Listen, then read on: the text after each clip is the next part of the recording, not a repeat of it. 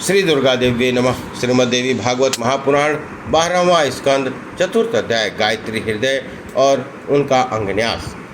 नारद जी बोले, हे भगवान, हे देवे देवेश, हे भूत भव्य जगत प्रभो, मैंने गायत्री मंत्र विग्रह और दिव्य गायत्री कवच के विषय में सुन लिया। अब मैं श्रेष्ठ गायत्री हृदय सुनना चाहता हूँ, जिसके धारण करने से गायत्री जप का प्राप्त होने वाला संपूर्ण पुण्य प्राप्त हो जाता है। श्री नारायण बोले, हे नारद, देवी गायत्री का हृदय अथर्ववेद में स्पष्ट रूप से वर्णित है। रहस्यों में यदि अति रहस्ययुक्त उसी प्रसंग का वर्णन मैं आपसे करूँगा। विराट रूप वाली वेद माता महादेवी गायत्री का ध्यान करने के बाद अंगों में इन देवताओं का ध्यान करना चाहिए। पिंड और ब्रह्मांड में स्थापित एकत्व की भांति अपने और देवी के भेद की भावना करनी चाहिए। साधक को देवी के रूप में और अपने शरीर में तन्मयता भाव रखना चाहिए।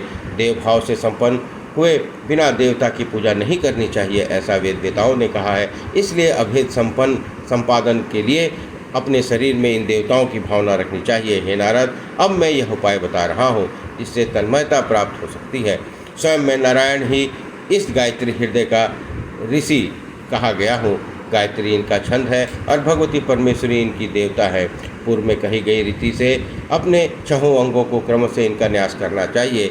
इसके लिए सर्वप्रथम निर्जन स्थान में किसी आसन पर बैठ जाएं, एकाग्रचित हो भगवती गायत्री का ध्यान करना चाहिए। अब अंग न्यास की विधि बताई गई है। मस्तक को दो नामक देवता, दंत पंक्ति के दोनों अश्विनी कुमारों, दोनों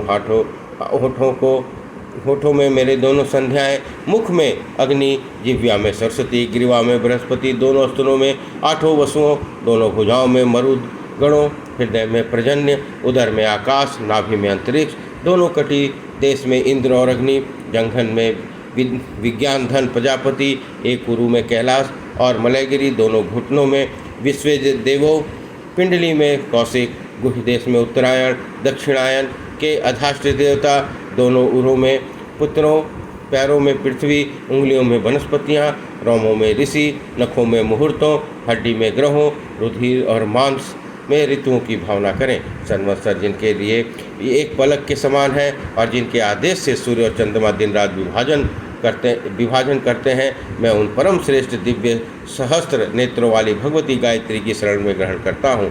ओम सूर्य के इस श्रेष्ठ तेज को नमस्कार है। ओम पूर्व दिशा में उदय होने वाले इन सूर्य को नमस्कार है। प्रातःकालीन उन सूर्य को नमस्कार है। आदित्य मंडल में प्रतिष्ठा प्राप्त करने वाली उन गायत्री को नमस्कार है। प्रातःकाल गायत्री हृदय का पाठ करने वाला रात्रि में किए हुए पाप नाश करता है। सायंकाल में इसका पाठ करने वाले दिन में किए गए पापों को समन करता है और सायं और प्रातः दोनों बेलाओं में पाठ करने वाला निष्पाप हो जाता है। यह समस्त तीर्थों का स्नान करता हुआ हो जाता है। वह सभी देवताओं के लिए ज्ञात हो जाता है। गायत्री की कृपा से मनुष्य अभास्य भाषण, अभक्ष भक्षण, अभोज्य भोजन, अचोष्य चोषण, असाध्य साधन, लाखों दुष्प्रतिग्रहों, सभी ग्रहों के प्रतिग्रहों, पंक्ति दूषण, असत्य वचन, इन सभी से पवित्र हो जाता है। इनकी कृपा से अब्रह्मचारी भी ब्रह्मचारी हो जाता है। इस गायत्री हृदय के पाठ से हजारों यज्ञों के करने से होने वाला फल प्राप्त होता है। इसके पाठ से 60 लाख गायत्री जप से मिलने वाले फल प्राप्त हो जाते हैं। ऐसे अनुष्ठान में सम्यक प्रकार से 8 ब्राह्मणों का वर्णन करना चाहिए। ऐसे करने से उन व्यक्तियों को सिद्धि प्राप्त हो जाती है। जो ब्राह्मण प्रतिदिन प्रातःकाल पवित्र होकर इस गायत्री हृदय का पाठ करता है, वह समस्त पापों से मुक्त हो जाता है और ब्रह्मलोक में प्रतिष्ठित होता है। ऐसा स्वयं भगवान श्री नारायण ने कहा है। इस प्रकार श्रीमद्देवी भागवत महापुराण 12वां स्कंद अध्याय 4 समाप्त हुआ। बोलिए दुर्गा महारानी की जय, गायत्री माता की जय।